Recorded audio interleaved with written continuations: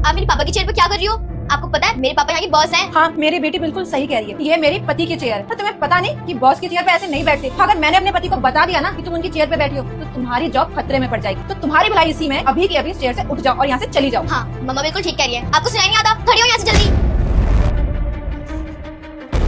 अरे सोफिया बेटा, देविका, तुम लोग यहाँ वो भी बिना बताए? पापा देखो ना, ये आपकी चेयर पे बैठी हुई है, आपकी चेयर गंदी हो जाएगी। इनसे बोलो जल्दी यहाँ से खड़ी होंगी।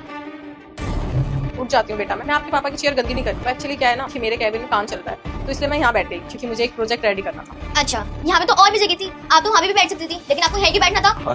कोई बात नहीं बेटा, वो बड़ी है, बड़ों से ऐसे थोड़ी बात करते हैं, उड़ जाएंगी वो। अरे तुम्हें हो क्या गया? सोफिया को समझाने की बजाय तुम इससे कुछ क्यों नहीं कह रहे कि तुम्हारे कैबिन के अंदर कैसे घुसकर आके बैठ गई? मतलब तुमने अपने स्टाफ को सिर पे चढ़ा रखा है क्या? कैसे मैनेज कर रही हो कंपनी? देविका क्या हो गया तुम्हें? बच्ची को समझाना चाहिए कि ऐसे बड़ों से बदतमीजी से बात नहीं करते हो, तुम इसका साथ दे रही हो। मैं तो चली जाऊंगी इस कैबिन से, लेकिन आप दोनों यहाँ पे क्या करने आए हो? मतलब अपने पापा के ऑफिस में बिना बताए? मैं आपको क्यों बताऊँ? मैं अपने पापा को बताऊँ? पापा आपको पता है मैं क्लास में फर्स्ट आई हूँ। अरे वाह बेटा, कांग्रेचुलेशन। और इसी खुशी में ना मैंने एक पार्टी ऑर्गेनाइज करी है। तो इसमें इसके कुछ फ्रेंड्स आ रहे हैं और मेरे कुछ फ्रेंड्स आ रहे हैं। तो मैंने सोचा कि ऑफिस में पार्टी कर लेती हूँ, क्योंकि घर आने का तो तुम्हारे पास टाइम होगा नहीं, इतना ज्यादा काम जो रहता है। तो बस तुम्हें सरप्राइज देने आ गए, लेकिन यहाँ पर आगे तो हम दोनों ही सरप्राइज हो गए। हाँ, मम्मा बिल्कुल ठीक कह रही है, मेरे कुछ फ्रेंड्स आने वाली है और आप ना इनको ही बोलो कि ये सारी अरेंजमेंट कर ले। सोफिया क्या हो गया तुम्हें? मैं बोल रहा हूँ ना कि वो बड़ी हैं, उनसे अच्छे से बात करो। और मैंने तो तुम्हें कभी नहीं सिखाया कि बड़ों से ऐसे बदतमीजी से बात करो तुम। और रही बात पार्टी ऑर्गेनाइज करने की, तो वो मैं करता हूँ, तुम लोग बैठो। अरे तुम इस कंपनी के बॉस हो, तुम अपने स्टाफ से बोल सकते हो। देविका मैं कंपनी का बॉस हूँ और यहाँ पे ना सारे स्टाफ है, मेरे नौकर नहीं है। तो मुझे मेरा काम करना पड़ेगा, लोगों से काम नहीं करवा सकता। तुम लोग बैठो, मैं आता हूँ।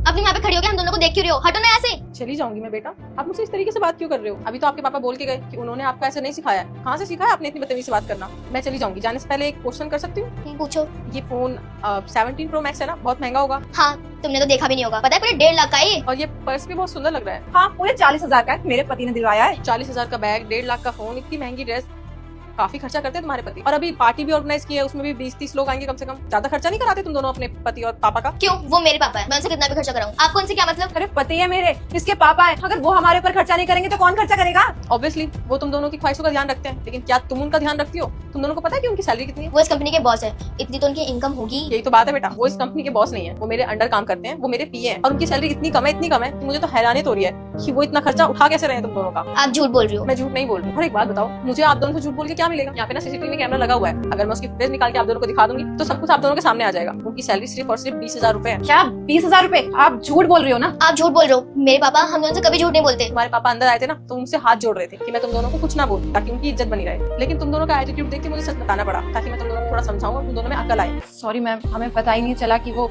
इतना सब कुछ कर रहे हैं हमारे लिए। वो ओवर टाइम तक कर रहे हैं, कभी उन्होंने बताया नहीं या फिर कभी हमने पूछने की कोशिश ही नहीं की। अच्छी बात है कि तुम दोनों को समझ तो आया।